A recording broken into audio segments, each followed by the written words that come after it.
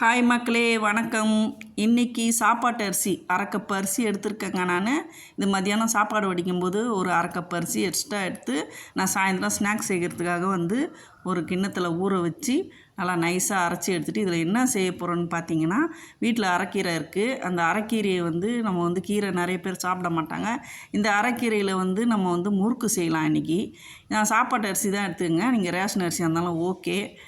இது நான் நல்லா நைஸாக அரைச்சிட்டேன் பாருங்கள். நல்லா ஒரு 2 ஹவர் ஊற வச்சுட்டு நல்லா நைஸாக மையாக அரைச்சிட்டேன், பேஸ்ட்டு மாதிரி. இப்போ இது அப்படியே ஒரு ஓரமாக இருக்கட்டும். இப்போ கீரை எடுத்துக்கலாம். கீரையை நல்லா நான் க்ளீன் பண்ணி அலசியே வச்சுருக்கேங்க. இதுலேருந்து ஒரு 4 கைப்பிடி அளவு, அது ஒரு 200 கிராம் அரிசி இருக்கும். அதுக்கு ஒரு 4 கைப்பிடி அளவு ஒரு கடாயை வச்சு அதில் போட்டுடலாம்.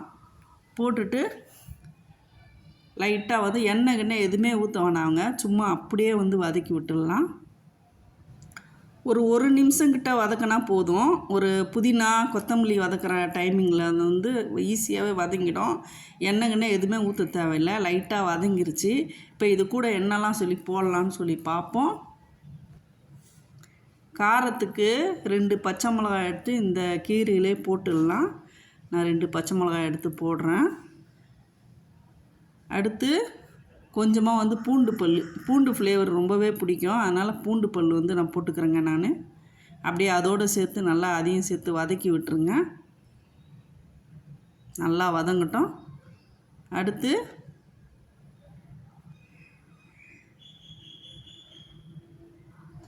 கொஞ்சமாக பெருங்காயம் போட்டுக்கலாம்.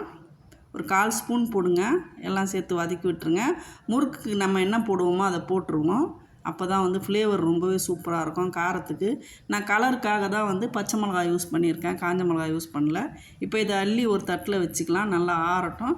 அதே கடாயில் கொஞ்சமாக பொட்டுக்கடலை எடுத்து போட்டுக்கலாம். நான் ஒரு 50 கிராம் அளவுக்கு வறுத்த பொட்டுக்கடலை தான் எடுத்து போடுறேன். இது கொஞ்சம் நம்தா மாதிரி இருக்கும், நைஸாக பொடி பண்ண முடியாது. அதுக்காக லேசாக வறுத்துடலாம். லைட்டாக வறுத்துருவோம். ஒரு மிக்ஸி ஜாரில் நல்லா தொடச்சி தண்ணி இல்லாமல் க்ளீன் பண்ணி எடுத்துக்கோங்க. நல்லா வறுத்தாச்சு. ஒரு நிமிஷத்துலேயே நல்லா வறுந்துடும். இப்போ இதை எடுத்து ஒரு ஜாரில் போட்டுக்கலாம்.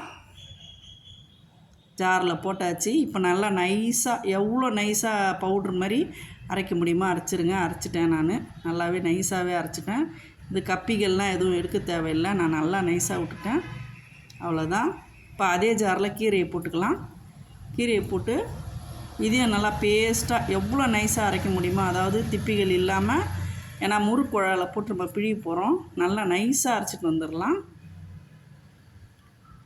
உப்பு தேவையான அளவு போட்டுக்கலாம். இந்த கீரையிலேயே நான் மொத்தம் ஒரு 1/4 கிலோ அளவு வரும் நம்மளுக்கு. இந்த ஒச்சக்கலையோடு சேர்த்து ஒரு டீஸ்பூன் அளவு உப்பு போட்டிருக்கேன். இதை நல்லா எல்லாத்தையும் வழித்து அந்த கிண்ணத்தில் போட்டுக்குங்க. போட்டுட்டு அந்த மாவையும் எடுத்துக்கோங்க. அதையும் வலித்து இதிலே போட்டுக்கலாம். நம்ம இந்த கீரையை நல்லா வலித்து போட்ட பிறகு அதுக்கு மேலேயே இந்த மாவை அரைச்சி வச்ச மாவை அதில் போட்டுக்கலாம். போட்டுட்டு நல்லா ரெண்டுத்தையும் நல்லா கலந்து விட்டுருவோம். ஸோ இதுக்கு தேவையான அளவு சீரகம் சேர்த்துக்கலாம், அப்புறமா சேர்த்துக்கலாம். முதல்ல நல்லா கலக்கிடலாம். எவ்வளோ கலர்ஃபுல்லாக இருக்க போகுது பாருங்கள். பச்சை கலரில் முறுக்கு ரொம்பவே சூப்பராக இருக்கும். டிஃப்ரெண்ட்டாக யோசித்து செய்ய வேண்டியது தான். நல்லா ஃபுல்லாக மிக்ஸ் பண்ணி விட்ருங்க. ஃபுல்லாக இதில் உப்பு ஏற்கனவே போட்டாச்சு, அதனால் உப்பு போட தேவையில்லை. நல்லா கலந்து விட்டாச்சு. பூண்டு ஒன்று தென்படுற மாதிரி இருக்குது, அரைப்படலை. அதை நான் எடுத்துடுறேன். நான் பார்த்து ஒரு பூண்டு இருக்குது, கையில் மாட்டிக்கிச்சு. இப்போ அந்த பூண்டு எடுத்துடலாம். நீங்கள் கொஞ்சம் நல்லா நைஸாக துருவிட்டே அரைங்க. நான் கொஞ்சம் முழுசாக போட்டுட்டேன். நான் இப்போ பொட்டுக்கடலை மாவு எடுத்து அந்த மாவில் போட்டு ஃபுல்லாக கலந்துடலாம். இந்த 200 கிராம் அரிசிக்கு இந்த பொட்டுக்கடலை பவுடர் கரெக்டாக இருக்கும். நல்லா கிண்டி விட்டுருங்க. தேவைப்பட்டுச்சுன்னா நீங்கள் ரெடியாக பொட்டுக்கடலை கொஞ்சம் பவுட்ரு பண்ணி எக்ஸ்ட்ராவே வச்சுக்கோங்க. தேவைப்பட்டால் நீங்கள் யூஸ் பண்ணிக்கோங்க. நான் போட்டுக்கிற அளவு கரெக்டாக இருக்குது பக்குவத்தில். இப்போ இதுக்கு மேலே கொஞ்சமாக நெய் எடுத்து நம்ம காய்ச்சி ஊற்றிடலாம். ஒரு 1.5 டீஸ்பூன் அளவு ஊற்றிருக்கேன் நெய். அடுத்து கொஞ்சம் சீரகம் போட்டுக்கலாம். சீரகமோ ஓமமோ இல்லை எள்ளோ ஏதாச்சும் ஒன்று உங்களுக்கு பிடிச்ச ஃப்ளேவரை போட்டு நல்லா பக்குவமாக வந்து கிண்டிக்கிங்க. கொஞ்சம் லூஸாக இருந்தால் தான் நம்மளுக்கு பிழியறதுக்கு கொஞ்சம் வசதியாக இருக்கும். இப்போ கடாயை வச்சு ஒரு எண்ணெய் ஊற்றிடலாம். எண்ணெய் நான் வந்து ஒரு கிலோ எண்ணெய் கிட்ட ஊற்றிருக்கேங்க.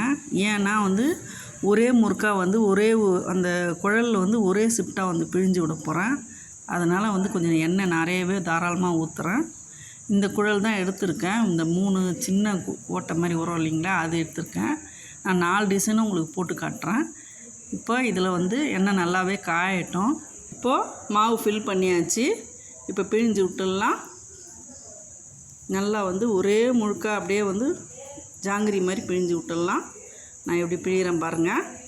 உங்களுக்கு அப்படியே சின்ன சின்னதாக வந்து கரண்டியில் வச்சு பிழிகிறதா இருந்தால் நீங்கள் தாராளமாக பிழிஞ்சிக்கலாம்.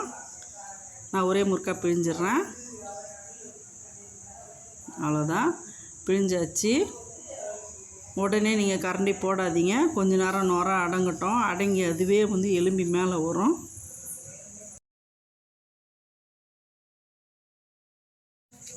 இப்போது மெதுவாக வந்து அப்படியே திருப்பி விட்டாச்சு. முறுக்கை நுர அடங்கிடுச்சு. முறுக்கு எடுத்துடலாம். ஒரு வடியில் வச்சு நல்லா எண்ணெய் வடியை விட்டுருவோம். அடுத்து ஒரு ஸ்டார் அச்சு எடுத்துருக்கேங்க நான். இப்போ அந்த மாடலில் நம்ம வந்து தனித்தனியாக பிழிஞ்சு பார்ப்போம். அனல் பார்த்துக்கோங்க, கொதிக்க இருக்கும். அதனால் நான் பிழிஞ்ச அனுபவன்றதுனால நான் அதை ஸ்ட்ரைட்டாக பிழிகிறேன். நீங்கள் கரண்டியில் பிழிஞ்சு கூட நீங்கள் பிழிஞ்சிடுங்க. அவ்வளோ அப்படியே எலும்பி வெந்து மேலே எலும்பி வரும். நம்ம அப்படியே வந்து மெதுவாக வந்து திருப்பி விட்டுடலாம். அரைக்கீரை வந்து ரொம்பவே நல்லதுங்க உடம்புக்கு. இந்த மாதிரி ஹெல்த்தியாக குழந்தைங்களுக்கு செஞ்சு கொடுங்க. எண்ணெய் அடங்கிடுச்சு, எடுத்துடலாம். நம்மளுக்கு வெந்துருச்சுன்னு அர்த்தம்.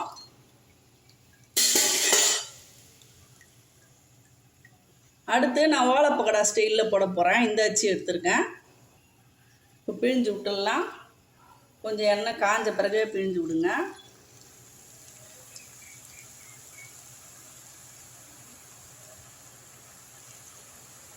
ஒரு குழல் அப்படியே பிழிஞ்சிட்டேன் நான். லைட்டாக நுர அடங்கிடுச்சு. அடங்கினோன்னே அப்படியே திருப்பி விட்டுருங்க. இது எந்த மாடலில் வேணாலும் போடலாங்க. ரொம்பவே சூப்பராக வரும். டேஸ்ட்டும் அமக்கலமாக இருக்கும். எண்ணெய் அடங்கிடுச்சு, எடுத்துடலாம். ஓலை பக்கடா ரெடி. ரிப்பன் பக்கடா. அடுத்து ஓம்படி மாடல் 4 ஷிஃப்ட்டு வந்துருச்சு. காலி ஆயிடுச்சு மாவு. 4வது ஷிஃப்ட்டு நான் வந்து இந்த அச்சு போட்டிருக்கேன். ஓம்படி மாடலு. இப்போ ஓம்பொடி மாடல் பிழிஞ்சு விட்டுடலாம்.